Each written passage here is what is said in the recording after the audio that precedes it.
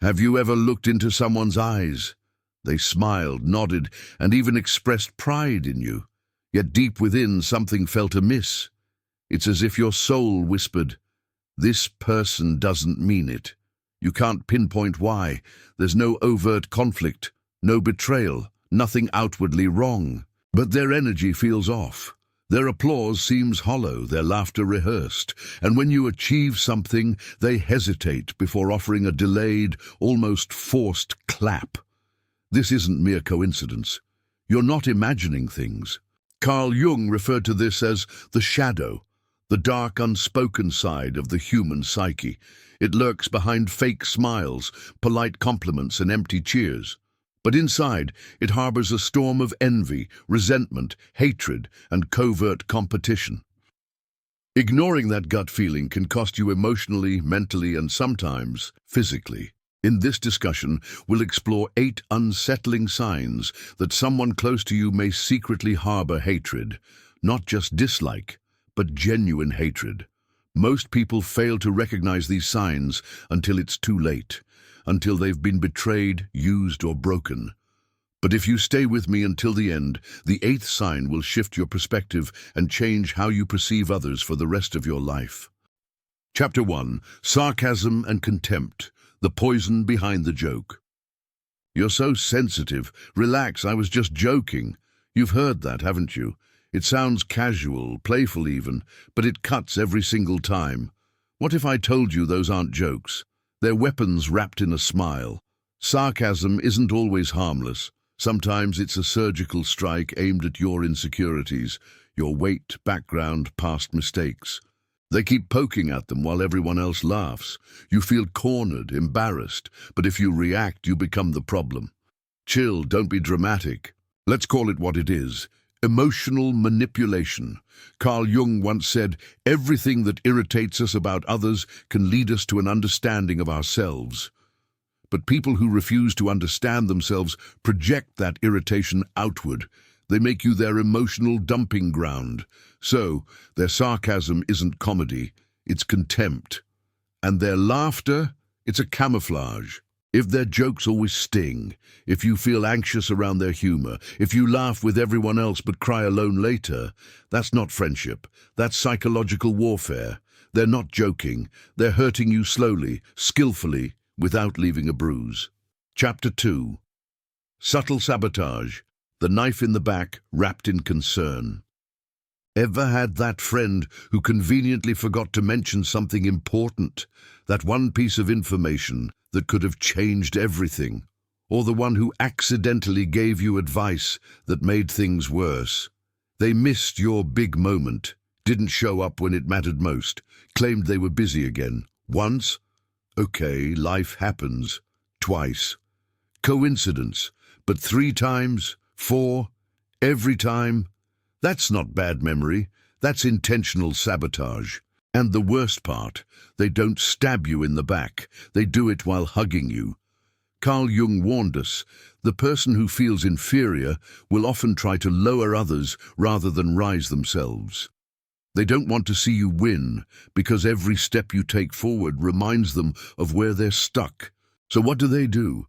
They keep you small, quietly, gently, through forgetfulness, bad advice, fake encouragement. They'll say, "I was just trying to help."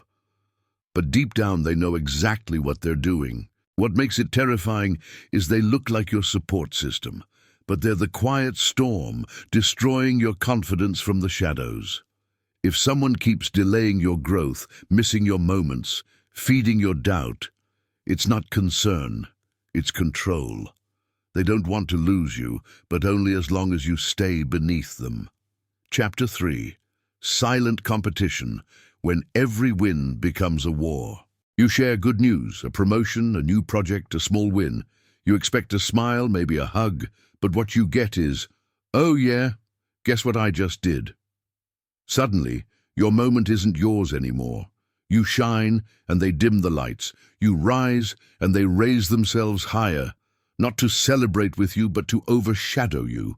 It's never direct, never loud, but always there. That subtle shift in tone, that forced smile, that desperate need to match or beat you. Carl Jung nailed it. Everything that irritates us about others can lead us to an understanding of ourselves. But instead of understanding, they compete, because what they see in you, growth, happiness, purpose, is what they've neglected in themselves. So they turn every celebration into a scoreboard, every congratulations into an arms race, not because they hate your success, but because your light makes their shadow feel darker. You didn't enter a competition, but they did. Silently, secretly, relentlessly. If you constantly feel like your wins start invisible wars, if your happiness triggers passive comparison games, you're not growing with a friend, you're surviving a silent enemy. And if all of this hit deep, if you've ever felt that off energy around someone close, then this is just the beginning. I've left something powerful for you in the description, a book that goes way beyond what we talked about here. Manipulation Secrets is actually 4 books in one, and it will teach you how to read body language, master emotional intelligence, understand dark psychology, and protect yourself from manipulation. If this video opened your eyes, this book will open your mind. Click the link below and grab your copy. It might be one of the smartest moves you make this year. Check the description now. And if all of this hit deep, if you've ever felt that off energy around someone close, then this is just the beginning.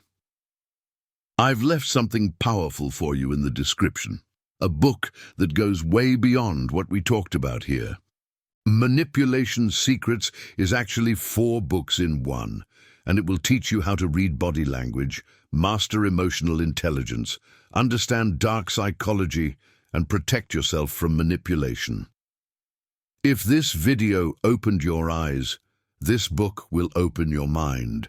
Check the description. This isn't support, it's ego wrestling in disguise. Chapter 4, Superficial Kindness. The smile that never reaches the eyes. They say all the right things. I'm proud of you, so happy for you. Wow, that's amazing. But your heart doesn't buy it. Because deep down, you can feel it. The warmth is missing. Their eyes look elsewhere, their tone lacks soul, their presence nowhere to be found when it actually matters. Genuine people don't just say they care, they show up. They feel with you, they cry with you, they dance in your victories and hold your hand in your storms. But fake friends? They do a disappearing act, missing during your highs, absent during your lows. And when they are around, their energy feels off. Cold, indifferent, almost robotic. Genuine people don't just say they care, they show up. They feel with you, they cry with you, they dance in your victories and hold your hand in your storms. But fake friends? They do a disappearing act, missing during your highs, absent during your lows. And when they are around, their energy feels off. Cold, indifferent, almost robotic. Carl Jung called it ego dissociation. It's when someone disconnects from their true self and presents a false front. They mimic kindness, but it's shallow, insincere, and you can feel it. Because real connection isn't about words. It's about presence, authenticity, and warmth. And when that's missing, you know something's wrong. There's a particular kind of distance that doesn't come from miles, but from a disconnect of the heart. It's when someone becomes so emotionally withdrawn, so internally numb, that they can no longer truly engage with human experience. They aren't openly hostile, and they may not even dislike you, but they've lost the ability to love you too. They orbit your life like a ghost, saying the right things, nodding in agreement, offering phrases that sound warm on the surface, but when it counts, they're nowhere to be found. What's missing isn't their words, it's their essence, their presence, their empathy, their willingness to sit with you in pain or joy. If you consistently notice that someone is absent when your spirit reaches out, when you need connection, not conversation, if their kindness feels robotic, like an automated message, then you're not in a genuine friendship. You're performing beside someone who's only pretending to be part of your story. And no matter how well written their lines are, your soul will always recognize the emptiness behind their smile. Chapter 5. Control disguised as care, the most subtle form of manipulation. Control rarely starts with force. It begins with a whisper, "I'm doing this for your own good. You'll understand eventually. I just don't want you to get hurt." These words sound comforting, safe, even protective. But deep inside, your spirit knows something's wrong. Your shoulders tense, the excitement in your voice dims. You start questioning yourself, not because you're wrong, but because their concern quietly overrides your confidence. This form of influence isn't loud. There's no shouting, no dramatic arguments. Instead, it moves like a fog, creeping in, soft, quiet, wrapping itself around your decisions. It comes with a smile. It sounds rational. It pretends to be wisdom. But what it really does is shrink you. You bring them an idea, and they gently tell you it's too risky. You express a dream, and they sigh, suggesting it's not realistic. You make a choice, and they subtly imply you're being impulsive. And here's the most insidious part. They're not always wrong. Sometimes their advice even makes sense, but it doesn't elevate you. It dims you. Before long, you're no longer trusting your own instincts. You're asking for permission. You're afraid to move forward without their blessing. That's not love. That's psychological conditioning. Carl Jung explained it beautifully. People who cannot manage the chaos within themselves often try to control others to feel safe. Their world is unstable. Their emotions are overwhelming. So instead of healing themselves, they manage their surroundings, you included, because domination gives them the illusion of order. They don't believe in your growth. They believe in their grip on you. They don't shout commands. They shape your thoughts. They don't drag you. They condition you to walk where they want you to go. And eventually, you start thinking, maybe I shouldn't move without checking with them first. What if they're right and I'm wrong? But here's the real question. If someone's so-called care constantly leaves you feeling small, confused, unsure, or dependent, can we really call that care? Real support helps you grow wings. Fake concern slips chains around your freedom. Genuine love says, even if you fall, I'll be here. False love says, only if you do it my way, then I'll stay. They'll label it as protection, but in truth, it's possession. If someone constantly tries to dictate your pace, shape your decisions, redirect your thinking, all under the mask of care, it's time to pause and ask yourself, are they protecting me, or are they protecting the control they have over me? Because real love empowers. Control, no matter how soft it sounds, enslaves with a smile. Chapter 6.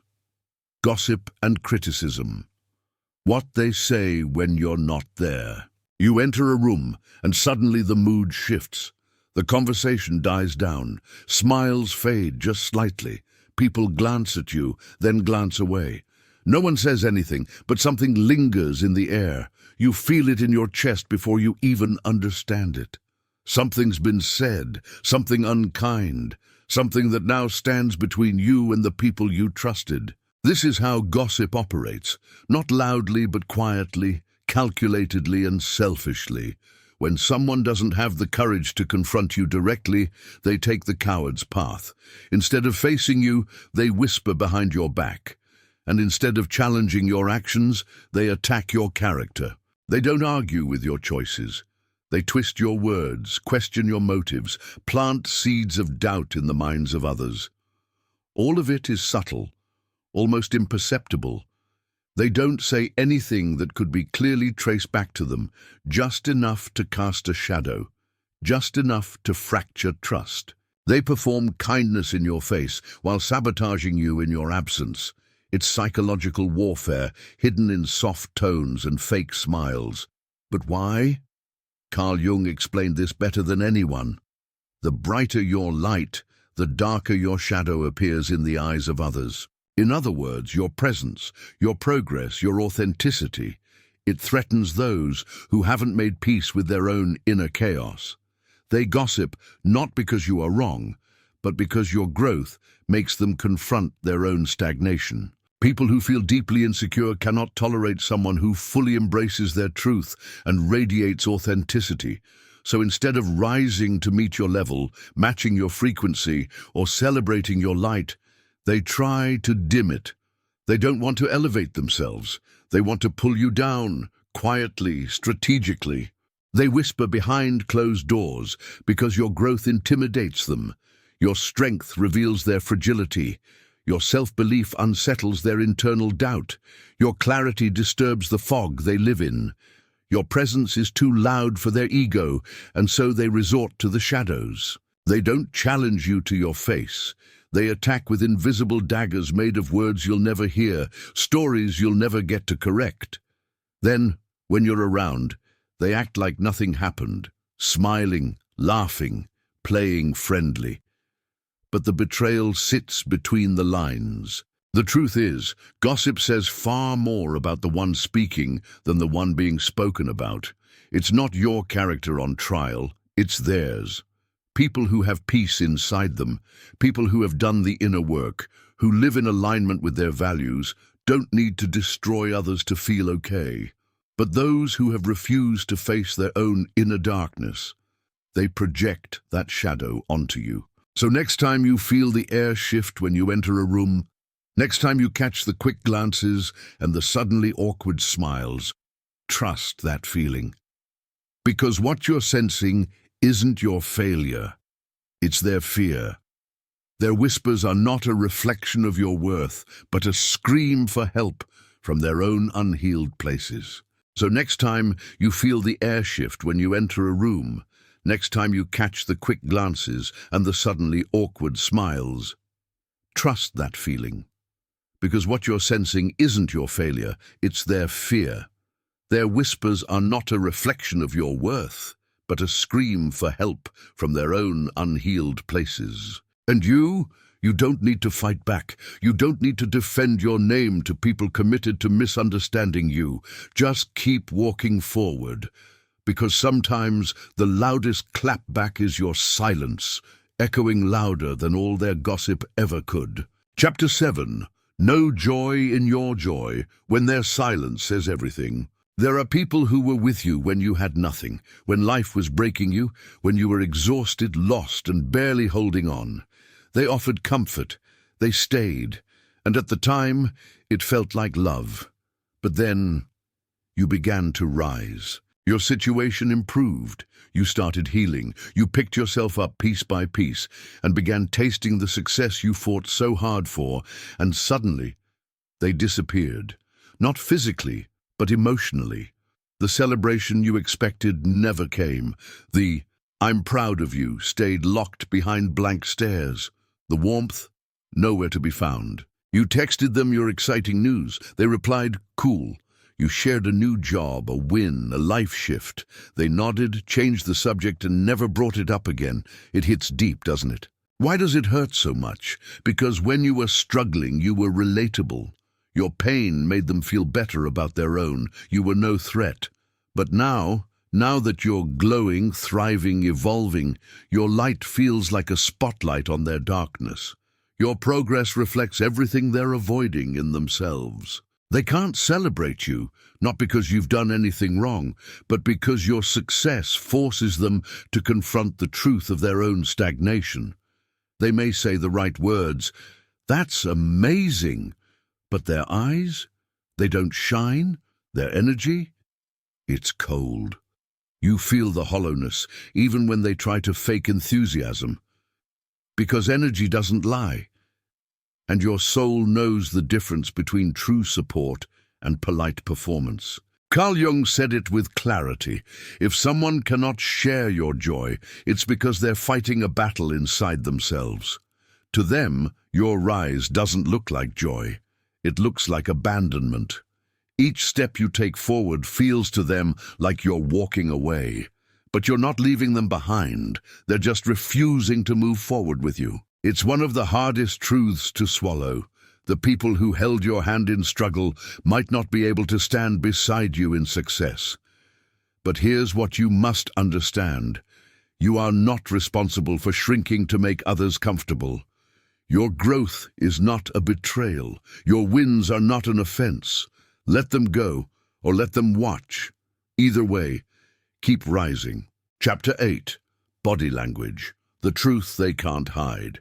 Words can be rehearsed. Smiles can be fabricated. Compliments can be memorized. But the human body, it betrays the truth every single time. Someone might never directly admit that they dislike you, resent you, or secretly envy your life. In fact, they might say all the right things. I'm so happy for you. You totally deserve this. Look how far you've come. But while their lips are speaking poetry, their body is screaming discomfort, bitterness, and repressed hostility. The smile feels stiff, like it's been glued on. It fades too quickly, barely reaching their eyes. They avoid eye contact, or if they make it, it's fleeting, disconnected. Their posture subtly turns away from you, creating distance. Their tone of voice lacks depth, like they're reading lines from a script, not speaking from the heart. You can feel it, not in your mind, but in your gut. That tightness in the room, that tension in the air, that strange sense that something is off, even if you can't explain why. You're not overreacting. You're not imagining things. What you're sensing is intuition, an ancient primal intelligence wired into your nervous system. Carl Jung understood this deeply. He said, "The unconscious speaks through the body. People can lie with words, but their body will always leak the truth. When someone feels threatened, envious, insecure, or competitive toward you, their body reacts instantly. Watch closely. Their jaw tightens ever so slightly. Their shoulders rise in tension. Their breathing becomes shallow. They blink faster. They avert their gaze when you speak. They clap half a second too late. Their hugs feel cold, quick, or forced. Their body leans away from yours instead of toward it. These are not random. These are not small. These are subconscious reactions to suppressed emotions. So next time you're not sure what someone truly feels about you, watch their energy. Watch the way their body moves. Listen with your intuition, not just your ears. Because the body doesn't lie, and deep down neither do you. They are subtle, almost invisible, tiny split-second reactions, but your body feels them, those emotional microsignals, those small but powerful betrayals that your soul catches long before your logical mind ever connects the dots. You feel it when someone's smile doesn't match their energy. When their voice says, "I'm happy for you," but your chest tightens. When their words say, "I support you," but their eyes flicker with something else, something colder, sharper, distant. Why does this happen? Because your intuition is ancient. It's a deeply embedded part of your survival instinct. Long before human beings developed speech, before vocabulary, before we even had the words to label our emotions, our ancestors survived by reading energy, by noticing body language, by feeling shifts in tone, changes in silence, and the tension in a person's face. It's built into your biology to recognize danger, even when it's wrapped in perfume and fake smiles. That's why when you're near someone who secretly resents you, envies you, or simply doesn't like you, you sense it, even without proof. You may feel it as a sudden drop in your mood, a tightness in your stomach, a strange fatigue, as if your energy has been drained. The temperature in the room seems to shift. You feel confused, like something's wrong, but you can't explain what. That's because you're hearing words of friendship, but your spirit is feeling signals of threat. That mismatch, that emotional dissonance, is what I call the glitch in the matrix. It's your nervous system ringing the alarm. But sadly, most people have been trained to silence that voice. Why? Because we've been conditioned since childhood to prioritize politeness over perception, to ignore our intuition so we don't make others uncomfortable. We've been taught to give people the benefit of the doubt, even when every cell in our body is saying, "This person isn't safe." But your body never lies, and neither should you, not to yourself, the wake-up call you've been needing. So now that you've seen the signs, Now that you've felt them not just with your mind, but deep in your chest, what do you do? Here's the truth. You don't need to confront them. You don't need to expose their behavior or start a war. You don't even need to hate them. You just need to protect your peace. Because peace is priceless. It's the most sacred currency you have, and for far too long you've been giving it away like loose change to people who never valued it, to people who drained you, who clapped late, who smiled fake, who whispered doubts when you needed belief. It's time to draw a line, to set boundaries, to stop over-explaining yourself to people who are committed to misunderstanding you, to stop wishing they'd finally support you, finally clap, finally say, "I'm proud." And most of all, to stop pouring your light into people who keep handing you shadows. Here's a brutal truth you need to carry with you. Not everyone in your circle is in your corner. Some people don't sit next to you out of love. They sit there to observe, to study, to wait for the moment you fall. They don't stab with knives. No. They stab with fake kindness, delayed applause, half-hearted support, and deep, unspoken resentment. So today, you face a choice. You can keep trying to earn the love of those who secretly compete with you, or you can choose yourself, choose your healing, choose your evolution, choose your emotional freedom. Because self-love begins the moment fake love ends. If this message cracked something open in you, don't keep it to yourself. Share it with someone who's been feeling that off energy for a while, but didn't have the words for it. Someone who's been confused, doubting themselves, blaming their own feelings, when deep down, they knew the truth all along. And if you're brave enough, drop a comment. Which sign hit you the hardest? Which truth felt like a mirror to your life? Because if you're ready for more raw insights, more unfiltered truths about the human psyche, more deep dives into emotional intelligence and personal power, subscribe. Because this isn't the end. This is only the beginning. We're going deeper, we're going darker, we're going real. And it's time you learned how to master yourself in a world full of masks. Your journey just got real. The end, or maybe the beginning, of the truest version of you.